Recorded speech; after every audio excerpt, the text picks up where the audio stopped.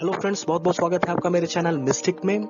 दोस्तों, आज मैं एक बहुत ही अनोखी और महत्वपूर्ण शक्ति के बारे में आपको बताऊंगा, जिसे हम अध्यात्म में उत्पादक शक्ति के नाम से जानते हैं। किसी भी चीज में अगर आपको फैलाव चाहिए, फॉर इंस्टेंस आप एक बिजनेसमैन हो सकते हैं, लेकिन आपका जो बिजनेस है एक जगह पे सिमटा हुआ है। आप चाहते हैं वो दूसरों शहरों में, पूरे भारत में, उसके बाद पूरे विश्व में फैल जाए। इस तरीका का फैलाव देखना चाहते हैं आप अपने बिजनेस के साथ। लेकिन हो क्या रहा है, जहां पे आपकी बिजनेस सिमटा हुआ है उसी को देखने में आपका पूरा एनर्जी लग जा रहा है, फिर भी वो अच्छा नहीं कर पा रहा है। अगर आप किसी चीज के मैन्युफैक्चरर हैं और आप चाहते हैं आपकी मैन्युफैक्चरिंग कैपेसिटी बढ़े, लेकिन कुछ न कुछ फैक्टर के कारण, फॉर एग्जांपल कभी रॉ मटेरियल्स का प्राइस कभी बढ़ गया, कभी मार्केटिंग का खर्चा बहुत ज्यादा आ गया, कभी आपको वेजेस बढ़ाने पड़े लेबर्स के, किसी न किसी के फैक्टर के कारण आपका जो मैन्युफैक्चरिंग कैपेसिटी है वो नहीं बढ़ पा रहा है। जबकि इस बात की संभावना पूरी है, आपके अंदर पूरी योग्यता है, आप पूरे हिम्मत के साथ चीजों को मैनेज कर रहे हैं, मैनेजमेंट स्किल्स आप में पूरा है, लेकिन ये जो मैन्युफैक्चरिंग कैपेसिटी का बढ़ना है वो नहीं हो पा रहा है। अगर आप चाहते हैं संतान वृद्धि हो, ये हिंदुस्तान में देखा जाता है, अभी रूढ़िवादिता भी पूरी तरह से खत्म नहीं हुआ है। अगर किसी की लड़की है तो एक लड़का चाहता ही है, वो चाहता है हमारा बेटा हो जाए। किसी की 4-4 5-5 लड़कियां हो जाती है इस चक्कर में, लेकिन उसके मन से ये मोह नहीं जाता है, वो चाहता है बेटा हो जाए। जबकि एक ही संतान दोस्तों आपकी हो, कोई बात नहीं है, आप उसे अच्छे से पढ़ाइए लिखाइए, एक जिम्मेवार नागरिक बनाइए। लेकिन आमतौर पे देखा जाता है लोगों में पुत्र प्राप्ति की इच्छा बहुत ही प्रबल होती है। तो अगर आप संतान चाहिए, संतान में बढ़ोतरी चाहिए, पुत्र चाहिए, आप फैलाव चाहते हैं इस क्षेत्र में भी, तो भी आप में उत्पादक शक्ति का होना बहुत ही जरूरी है।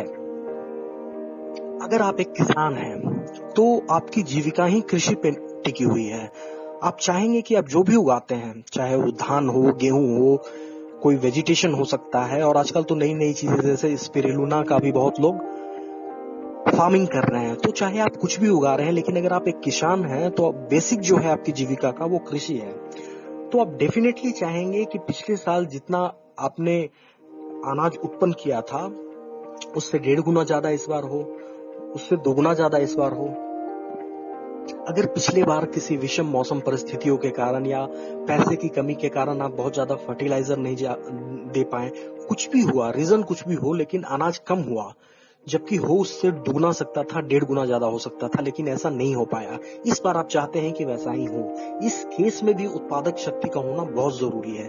देखा गया है कि जो बहुत ही गरीब है, मतलब जिनके पास रिसोर्सेज काफी लिमिटेड है, लेकिन उनमें उत्पादक शक्ति है, तो वो लिमिटेड रिसोर्सेज में भी इतना ज्यादा रिजल्ट दे देते हैं कि जिनके पास ज्यादा रिसोर्सेज है वो आश्चर्य करते हैं। कभी काल तो उनको लगता है ये चोर उचक्का है, जरूर कुछ चोरी करता है, नहीं तो इतने कम लिमिटेड रिसोर्सेज में कोई इतना रिजल्ट दे ही नहीं सकता है। लेकिन सच्चाई ये है दोस्तों कि वो लोग कोई जादूगर नहीं होते हैं, कोई भगवान नहीं होते हैं, बस उत्पादन शक्ति प्रकृति से उन्होंने ज्यादा मात्रा में हासिल कर ली है।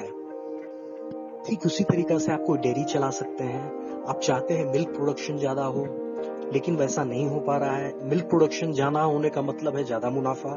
तो आपने देखा दोस्तों, जीवन के हर एक क्षेत्र में, या मैक्सिमम कह लीजिए कोई भी ऐसा फील्ड जो है वो उत्पादन शक्ति से अनटच्ड नहीं है। जहां कहीं भी उत्पादन शक्ति ज्यादा हुई मतलब ज्यादा मुनाफा, ज्यादा फायदा।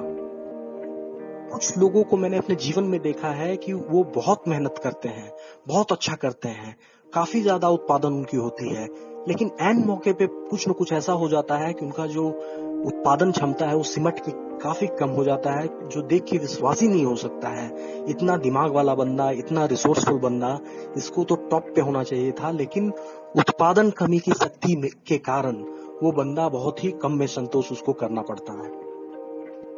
लेकिन जो अध्यात्म है, हमारे वेद हैं, प्रकृति है, दैवी शक्तियां हैं, वो कभी नहीं चाहती कि उनका सर्वश्रेष्ठ कृति मनुष्य, जो उनका सर्वश्रेष्ठ कृति है, वो किसी प्रकार के अभाव में जीवन गुजारे।